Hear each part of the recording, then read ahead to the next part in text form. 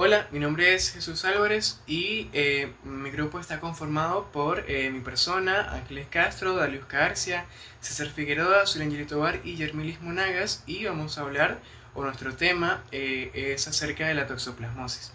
Para comenzar, podemos mencionar una breve introducción acerca de la toxoplasmosis. Podemos mencionar que la toxoplasmosis es una infección protozoaria de tipo zoonótica que se encuentra a nivel mundial, la cual es muy importante. Generalmente puede tener o afectar lo que son animales homeotérmicos o animales que simplemente son mamíferos, es decir, de sangre caliente. La palabra homeotérmica es simplemente solamente significa aquellos animales los cuales pueden mantener su temperatura corporal independientemente de la temperatura del ambiente. La infección generalmente es asintomática y puede ser crónica en individuos inmunocompetentes o en individuos con un sistema inmune que se encuentra debilitado. Además de eso, los signos clínicos generalmente pueden ser abortos y fallos reproductivos. Pueden afectar lo que son pequeños rumiantes, como son rumiantes, cerdos y cérvidos. Y también pueden afectar otras especies, como por ejemplo marsupiales australianos, monos novamundo y suricatos. Además de esto, así como los animales inmunodeprimidos pueden sufrir fallos multiorgánicos, las personas que también son capaces de tener toxoplasmosis también pueden tener diferentes tipos de alteraciones en su estado fisiológico. Por ejemplo, pueden sufrir de una toxoplasmosis a nivel ocular y también una toxoplasmosis congénita que son daños fetales neurológicos. Esto se traduce simplemente que una mujer embarazada es capaz de transmitir la infección a su bebé, ese en etapas bastante jóvenes. Una etapa bastante joven. Además de esto, se puede mencionar que la toxoplasmosis comprende lo que vendría siendo una clave muy fundamental en su transmisión. Y esa clave está en el gato. El gato es el único hospedador definitivo que posee el agente etiológico, el cual es Toxoplasma gondii. Digo esto porque el felino, el gato, es el único lugar donde el Toxoplasma gondii es capaz de reproducirse. El Toxoplasma gondii entra a lo que es la parte del intestino de este mismo gato, específicamente en los enterocitos, y es capaz de reproducirse. De forma de que a medida que pasa el tiempo, el gato va a defecar y va a soltar a través de sus heces o su materia fecal lo que son oquistes o una forma para contaminar otros organismos. Esto sucede específicamente en lo que son los gatos y no otras especies, porque como ya mencioné, el gato es el único hospedador definitivo y en otras especies no pasa nada, porque el oquiste va a entrar en otras especies que no sean el gato y simplemente se convierte en un quiste el cual va a estar inactivo y no sucede una transmisión, a diferencia del felino, que el felino sí va a poseer esa característica de hacer o tener un papel fundamental en la transmisión de esa misma infección.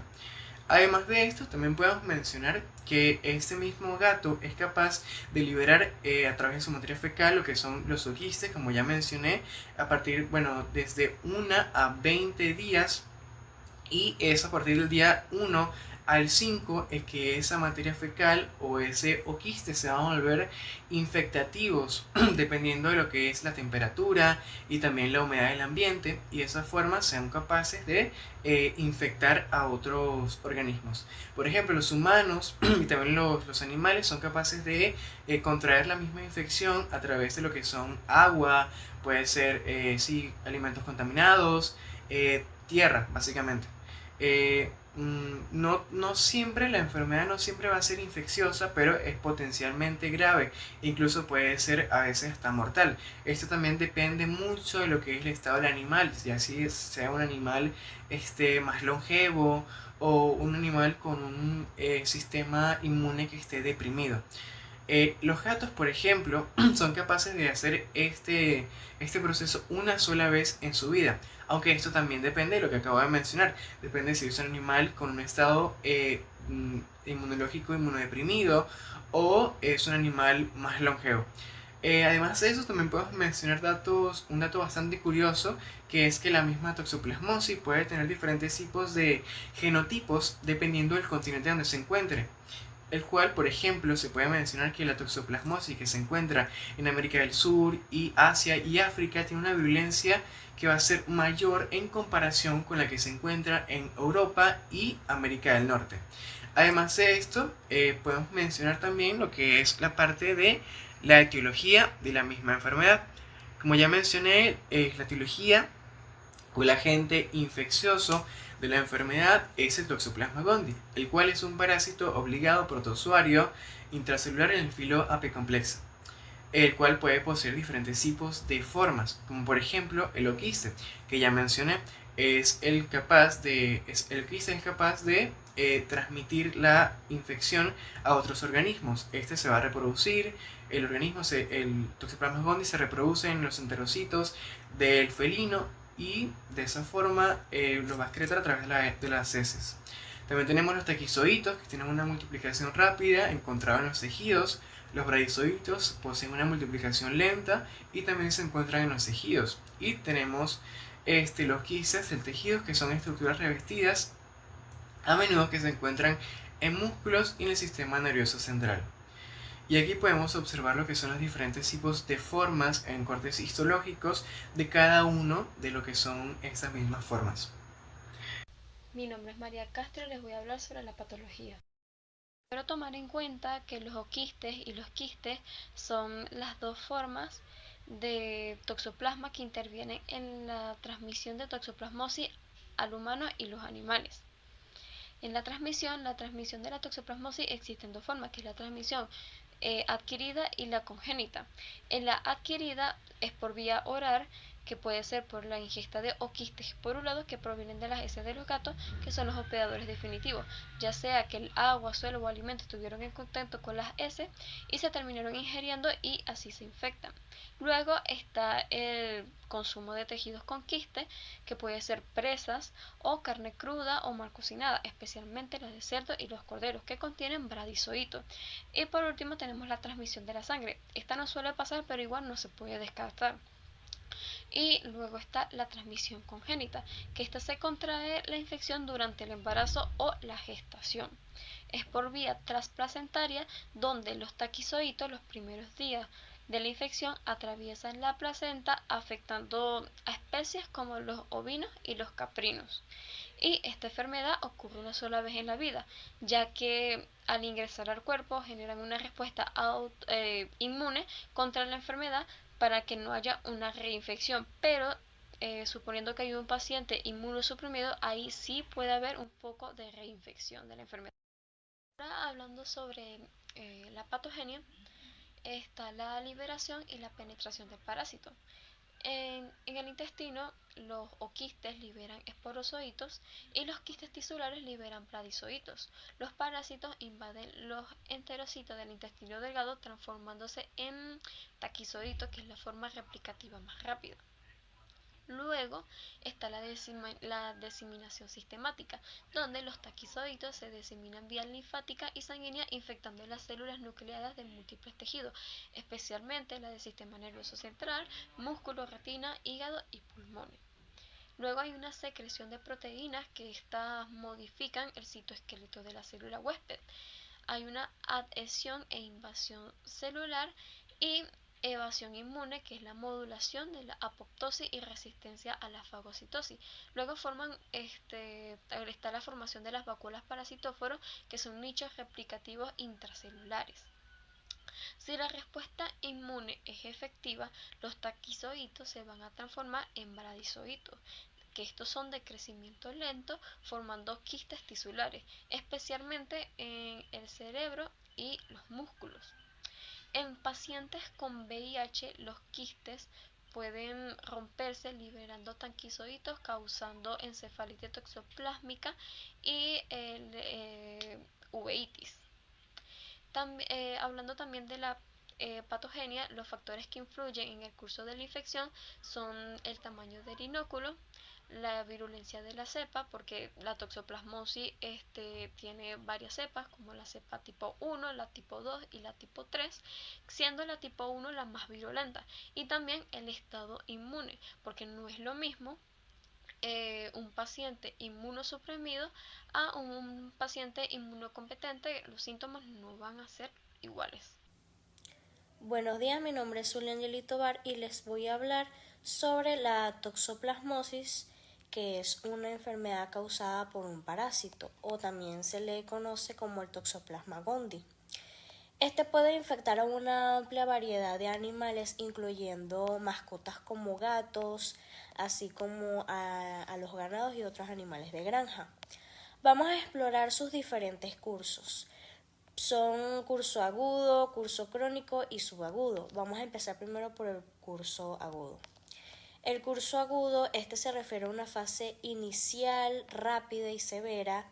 Entre los síntomas, pues podemos presentar que en animales jóvenes o inmunocomprometidos, se puede manifestarse con fiebre alta, letargo, pérdida de apetito y en algunos casos lesiones pulmonares o neurológicas. Esto generalmente puede durar entre días o pocas semanas. Entre su tratamiento, pues muchas veces la intervención temprana con medicamentos como la clindamicina puede ser muy efectiva.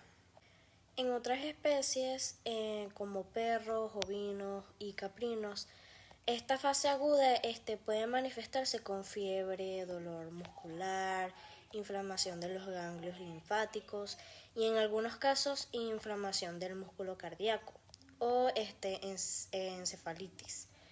También en los cerdos puede causar abortos o nacimiento de lechones débiles. Bueno, luego vamos por el curso subagudo. Bueno, esta transición es silenciosa. En esta etapa sigue la fase aguda y se prolonga durante semanas o meses. Entre los signos clínicos son generalmente más sutiles e intermitentes. Esto lo que puede dificultar el diagnóstico. Se puede observar episodios ocasionales de diarrea o vómito, también inflamación de la uvea ocular que se manifiesta con enrojecimiento o lagrimio. También hay tos o dificultad respiratoria leve y cambios de comportamiento sutiles o letargo intermitente. También la fase subaguda es crucial para la epidemiología de la toxoplasmosis. Bueno, los felinos en esta etapa durante su primoinfección pueden excretar grandes cantidades de oquistes en sus heces, también contaminando el ambiente y representando una fuente significativa de infección para otros animales y los humanos. Y bueno, por último está el curso crónico, que esta fase se caracteriza por la persistencia del parásito en el tejido del animal durante meses o años. Generalmente los animales en la fase crónica son asintomáticos. En la latencia e inmunidad, el parásito tiende a formar quistes tisulares, principalmente en el cerebro y los músculos, permaneciendo en un estado latente gracias a la respuesta inmunitaria del hospedador. En la excreción de los quistes en felinos, aunque la excreción de los quistes suele cesar tras la primoinfección en felinos debido al desarrollo de inmunidad, puede ocurrir una reexcreción de casos de inmunosupresión severa. En la transmisión vertical en hembras gestantes con infección crónica, existe el riesgo de transmisión transplacentaria del parásito en los fetos, lo que puede resultar abortos, muerte fetal o nacimiento de crías con toxoplasmosis congénita. Y también puede presentar diversas malformaciones o problemas de salud. Sus medidas de manejo es que hay que adoptar estrategias para prevenir diseminación del parásito, especialmente en entornos con gatos. Bueno, como podemos ver, la toxoplasmosis en animales presenta una dinámica compleja, desde una fase aguda evidente hasta una latencia crónica con potencial de reactivación. La consulta veterinaria regular es indispensable para un diagnóstico preciso, un tratamiento adecuado y la implementación de estrategias de prevención personalizadas para cada animal y su entorno, protegiendo así la salud animal y humana. Hola, mi nombre es Dalius Garcia. Yo les voy a hablar sobre el pronóstico de la toxoplasmosis en animales domésticos. Se dice que es variable y depende de varios factores, incluyendo la especie animal. La gravedad de la toxoplasmosis puede variar significativamente entre especies. Los gatos son los huéspedes definitivos y generalmente ellos desarrollan una infección subclínica o leve. Sin embargo, en otros animales como perros, ovejas, cabras y cerdos, la enfermedad puede ser más grave. El segundo factor a considerar sería la edad y el estado de salud del animal, ya que los animales jóvenes o aquellos con sistemas inmunitarios debilitados o inmunocomprometidos tienen un mayor riesgo de desarrollar una enfermedad clínica grave. En tercer lugar, tenemos los órganos afectados, ya que la gravedad de la enfermedad también depende de los órganos que el parásito haya invadido. La afectación del sistema nervioso central, los pulmones o el hígado generalmente se asocian con un peor pronóstico. Y por último, la rapidez del diagnóstico y tratamiento. Un diagnóstico temprano y un tratamiento oportuno pueden mejorar significativamente el pronóstico. La mayoría de los gatos infectados con Toxoplasma gondii no muestran signos clínicos de la enfermedad. Cuando los signos clínicos ocurren, suelen ser leves y autolimitados, y suele presentarse fiebre, letargo o pérdida de apetito. En gatos jóvenes o gatos inmunocomprometidos, la toxoplasmosis puede ser más grave y causar neumonía, problemas neurológicos como convulsiones, ataxias o enfermedades oculares como la uveitis. En general, el pronóstico para gatos con toxoplasmosis leve a moderada es bueno con tratamiento. Sin embargo, la afectación del sistema nervioso central o una enfermedad diseminada puede tener un pronóstico reservado. Una vez infectados, los gatos desarrollan inmunidad y es poco probable que estos vuelvan a excretar orquistes, que es la forma infectante del parásito en las heces, a menos que su sistema inmunitario se vea gravemente comprometido. En perros, la toxoplasmosis es menos común que en gatos. Muchos perros infectados son asintomáticos y cuando se presentan signos clínicos pueden variar desde leves, presentando fiebre, letargo, pérdida de apetito, hasta graves, incluyendo problemas neurológicos como convulsiones, parálisis, enfermedades muscular, neumonía y problemas oculares. El pronóstico para perros con toxoplasmosis va a depender de la gravedad de los signos clínicos y la respuesta al tratamiento. En los casos leves a menudo tienen un buen pronóstico, mientras que en la enfermedad neurológica puede tener un pronóstico desfavorable. Otros animales domésticos como ovejas, cabras y cerdos, en estos animales la toxoplasmosis es una causa importante de aborto, muerte fetal y nacimiento de crías débiles. En las hembras preñadas infectadas por primera vez durante la gestación tienen un mayor riesgo de problemas reproductivos. En animales no preñados, la infección puede ser asintomática o causar signos leves. Y el pronóstico para estos animales con toxoplasma clínica, es decir, no reproductiva, va a depender de la gravedad de los signos. En los animales jóvenes o inmunocomprometidos pueden tener un peor pronóstico. Es crucial enfatizar que la principal vía de infección para los humanos no es el contacto directo con los gatos, sino más bien el consumo de carne poco cocida que han sido contaminadas con quistes tisulares o la ingestión de quistes esporulados presentes en suelo o el agua contaminado con heces de gato. Para los gatos que viven en interiores y se alimentan con comida comercial, ellos tienen un riesgo muy bajo de infectarse y por lo tanto de excretar los oquistes. La mayoría de las personas inmunocompetentes infectadas con toxoplasma no desarrollan síntomas o presentan síntomas leves similares a la gripe. Sin embargo, la infección puede ser grave en mujeres embarazadas, ya que corren el riesgo de una transmisión congénita al feto. Las medidas de higiene adecuadas son el lavado de manos, la cocción completa de la carne, el lavado de frutas y verduras, ya que estos pasos son fundamentales para prevenir la infección en humanos. Para los dueños de gatos se recomienda la limpieza diaria de la caja de arena para evitar así que los oquistes, si están presentes, se vuelvan infecciosos. Y bueno, en resumen, el pronóstico de la toxoplasmosis en animales domésticos es variable. Si bien muchos animales Especialmente los gatos adultos y sanos pueden superar la infección sin problemas. La enfermedad puede ser más grave en animales jóvenes, inmunocomprometidos o hembras preñadas.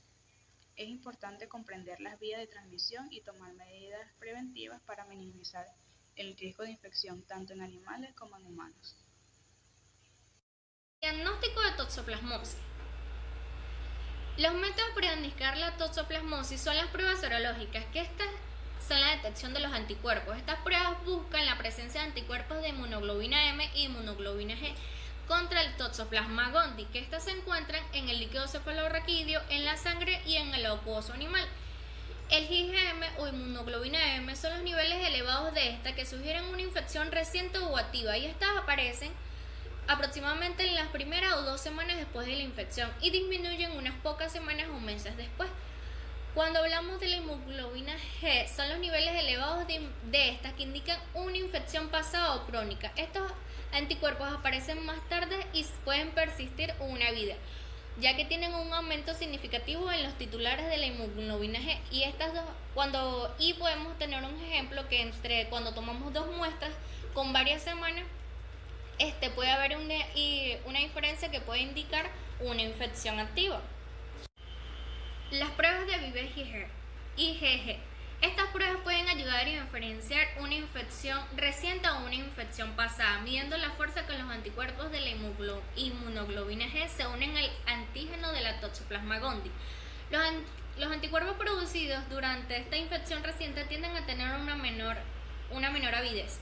Y las pruebas serológicas comunes incluyen la inmunofluorescencia indirecta, la ELISA y la inmunoenzimático, y las pruebas de aglutinación modificada. La detención directa del parásito o su ADN. Esta viene siendo la reacción de la cadena de la polimerasa o PCR. Esta prueba molecular detecta el ADN del Toxoplasma gondii en muestras de sangre, líquido cefalorraquídeo, fluidos corporales o tejidos, entre otros. Y el PCR es útil para confirmar la infección activa. El aislamiento del parásito en casos especiales se puede intentar aislar del parásito mediante una inoculación en ratones o un cultivo celular a partir de muestras ya sean de tejidos o fluidos. Examen histopatológico. Se pueden observar en estos se pueden observar taquiocitos, que son la forma activa del parásito, o quistes tisulares, que son la forma latente. Estas se pueden encontrar en muestras de tejidos obtenidos por una biopsia o una necropsia. Y la detención de los oquistes en heces, que viene siendo el método que es el principalmente útil en gatos durante la fase inicial de la infección. Estos vienen siendo cuando se eliminan los quistes en su heces. Sin embargo, la eliminación de oquistes es de corta duración, y los oquistes de Toxoplasma gondii son difíciles de diferenciar de otros parásitos. Consideraciones importantes de los métodos de diagnóstico de la toxoplasmosis. La interpretación de las pruebas serológicas debe realizarse con precaución, considerando la historia clínica del animal y la posibilidad de las infecciones previas. En muchos animales, especialmente en los gatos, la infección de Toxoplasma gondii es asintomática, lo que dificulta el diagnóstico basado únicamente en los signos clínicos. En caso de sospechas de toxoplasmosis neurológico o toxoplasmosis ocular, puede ser necesario el análisis del líquido cefalorraquídeo o humor acuoso para confirmar una infección activamente. En la serología a menudo se requiere la comparación de los títulos de los anticuerpos en muestras de sueros que estén separados, tomados por un intervalo de entre 2 a 4 semanas, para detectar un aumento significativo de esta. Nosotros, como veterinarios, basándonos en la especie del animal, su historia clínica y los signos que ésta presenta, determinará que las pruebas del diagnóstico son las más adecuadas para confirmar o descartar una toxoplasmosis. Buenos días, mi nombre es César Figueroa. A continuación, el tratamiento para la toxoplasmosis en gato. Tenemos que el 60% de los animales con enfermedades clínicas debido a la toxoplasmosis se recuperan. O sea, el porcentaje va casi por mitad, se podría decir precisamente en cuanto a la recuperación de los pacientes ya con toxoplasmosis gondii. Los fármacos antitoxoplasma incluyen uno de los más comunes, es la clindamicina, de los más usados, es el que más, y trimetropina sulfonamida, la doxicilina, sulfonamida y pirimetamina.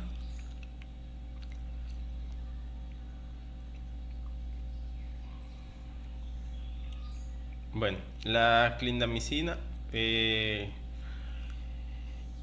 dice que la dosis es de 25 a 50 miligramos por kilo de animal, o sea, de peso vivo, en este caso del gato. Al individuo se le aplica de 2 a 3 dosis, vía oral o vía intramuscular.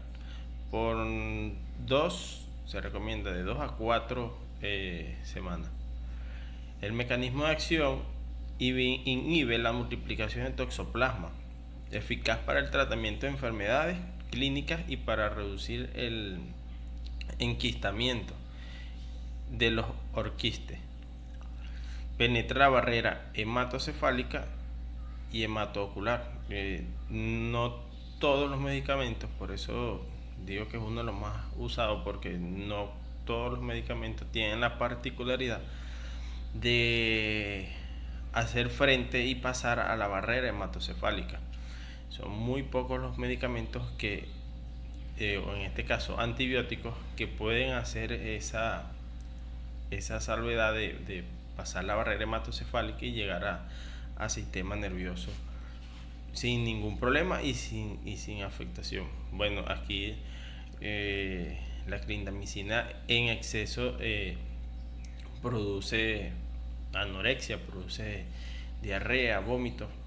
Entonces hay que ser lo más recomendable cuando un fármaco, en este caso la clindamicina, dice de 25 a 50 miligramos por kilo de peso vivo, es usar la dosis terapéutica, que la dosis terapéutica no es más que la dosis mínima y la dosis máxima, la mitad sería como, si sería la dosis mínima, por decir, sería 20 y la dosis máxima sería 30, entonces tendríamos una dosis terapéutica de 25. En este caso es 25 a 50. Entonces hay que sacar la dosis terapéutica, que es la mitad entre esos dos rangos. Otro de los fármacos que me dice es la doxicilina. La dosis es mínima, es de 10 a 12.5. El rango es más estrecho, miligramos por kilo. En este caso la única vía de administración es oral, cada 12 horas durante 4 semanas. Nos damos cuenta todos los fármacos que tratan este tipo de enfermedades. El tratamiento es largo, no es un tratamiento de ni siquiera de días, de 5 días para abajo, sino se habla de semanas, incluso hasta a un mes, que es lo más común. El tratamiento de elección en cuanto a los síntomas que presenta el paciente, esto es con la doxicilina.